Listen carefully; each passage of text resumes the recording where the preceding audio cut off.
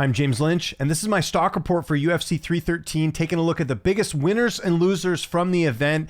And normally the thumbnail gives it away, but in today's thumbnail, I thought I'd switch things up a little bit. Biggest stock riser for me is Magomed Ankalaev because he's got the belt.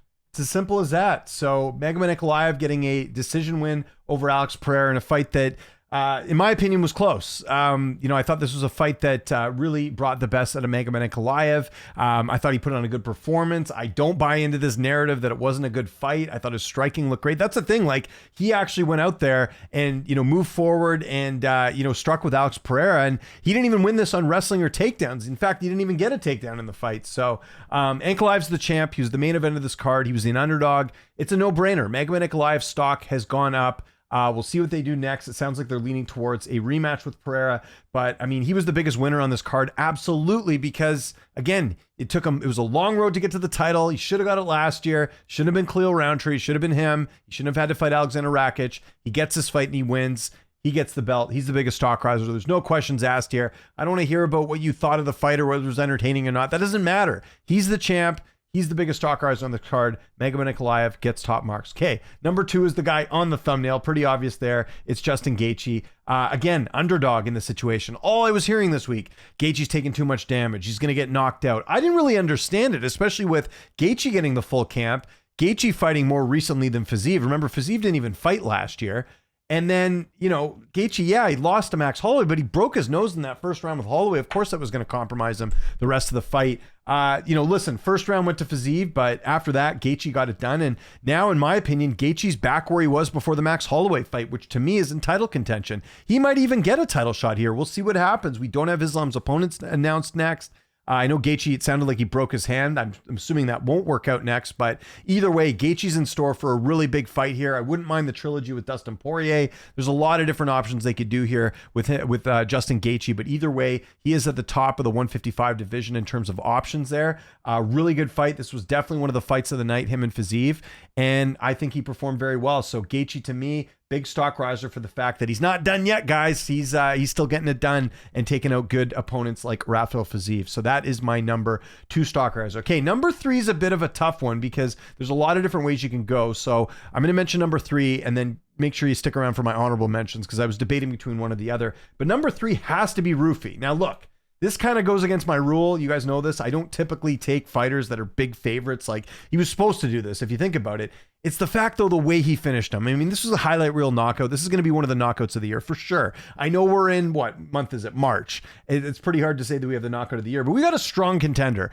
This was a nice head kick knockout over a guy in Bobby Green that, he was supposed to beat. But that's, when I think of the stock report, and I was talking about this on my live stream, like, I think of, if I was to describe this card to someone that never watched the card tonight, what were some of the things I would say? It would be this highlight reel finish for sure. So for that alone, Rufi's stock goes up. Everyone's going to be talking about it. He will most likely, I think, get at least a ranked opponent or someone notable next. I wouldn't mind seeing him and Benoit Saint-Denis go at it. I think that would be a great fight. He wants Beneil Dariush. I don't know if we'll get that, but we'll see. But yeah, Rufi definitely has to be on there. And the guy I was debating that I put in the honorable mentions, but if this was any other stock report, I probably would have put it in there, is Bahamodes. What a quick finish that was over Jalen Turner.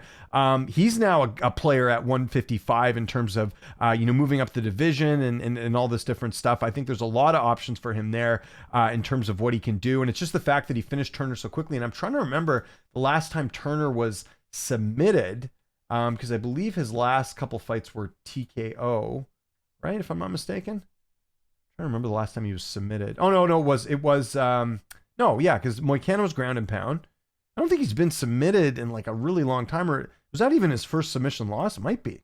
So that's even more impressive. Yeah, this is his only submission loss in his entire career. So again, he wasn't like a huge favorite. He was a slight favorite in this fight, but he's a guy we're going to be talking about now. So you have to put him as an honorable mention. If Rufi just wins this fight normally by knockout, I'm putting Bahamodes in that spot, but it's the way he won by knockout. I have to put Rufi in the number 3 spot. So he gets an honorable mention for sure. Got a few other honorable mentions on here as well that we just got to quickly mention on here. Again, they don't make our top 3, but how about Bruno Ferreira getting the submission win over Armin Petrosyan? Very impressive there. That was a big highlight on this card. Got to mention him as well. And then Carlos Leal, same deal as kind of Rufi as well. Certainly it was a big favorite on this card, but Alex Morono does not get finished early in fights. His last knockout loss, I think, was that 3rd round TKO loss to Santiago Ponzinibbio. So the fact that he did in one round, very impressive too. But problem with Carlos Leal is you beat Alex Morono, no big deal. Alex Morono not ranked. At least Bobby Green at one point was ranked. So that holds a little bit more weight in the overall grand scheme of things. So yeah, those are my biggest stock risers. Okay, let's get to the stock droppers. And the thumbnail does give it away. It's Alex Pereira. Now look, I know there'll be pushback on this because people will be like, well, he lost a close fight to Ankalaev. Like, it's not the end of the world. But here's the thing we got to consider. Number one, he's not the champ right now. Number two, there was a possibility of him fighting John Jones, right? That was some of the talk, was that, and I suppose he still could, even with a loss, but it really loses a lot of luster if Pereira is not on this great run that he's had at 205. So not only did Pereira potentially lose out on a Jones fight, like I really don't think they'll do that fight now with him losing. He's also lost the title, and yes, it seems like he'll get the rematch and all that, but his stock goes down because he's not the champ anymore. He was beaten, and it kind of leads to the whole narrative, which was that, what was the thing with Alex Pereira? He's only fighting strikers at 205, right? I know Jan was the one who gave him the closest fight, a little bit more well-rounded. Well, what happens? He fights another well-rounded guy. He ends up losing, and he loses via striking. Like, I could even understand if Pereira had lost with him, getting taken down and smothered. Credit to Pereira, those takedown defenses improved tremendously. But it's the fact that he got outstruck in this fight. Like, you look at the significant strikes, Ankalaev outlanded him, I think 94-79. So, again, Pereira's stock goes down. He's the biggest stock dropper just because, again, he wins this fight. Maybe there's talk of him going to heavyweight and he's running to contenders.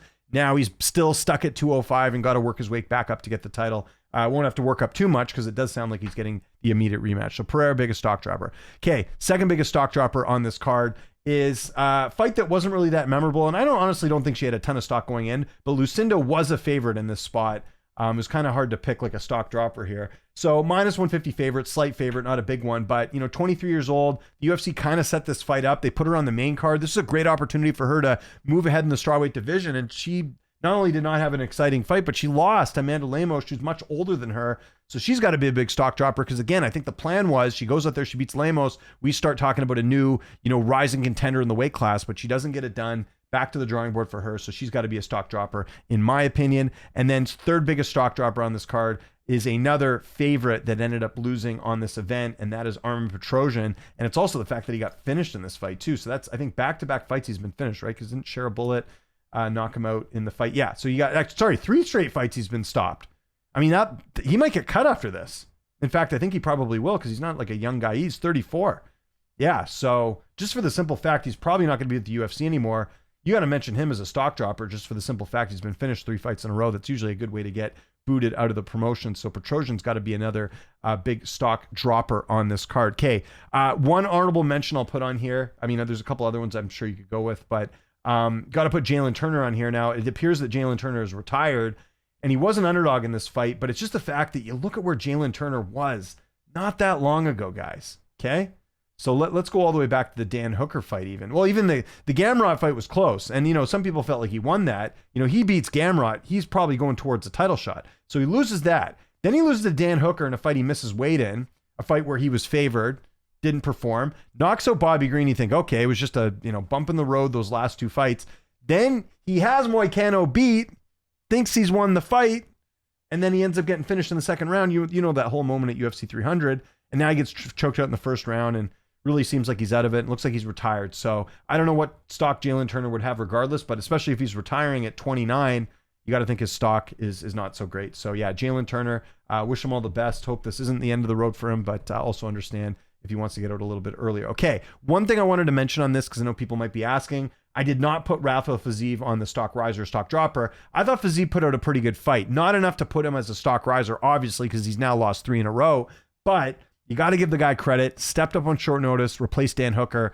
Has a good first round. Ended up just, falling a little bit in the second and third, and Gaethje ends up winning it. But you got to give him credit. But the thing is, like, I can't say a stock drop. I guess you could because he's lost 3 in a row. I don't really feel good about putting him as an honorable mention because I thought he fought well. It's just it was a game of inches and he lost.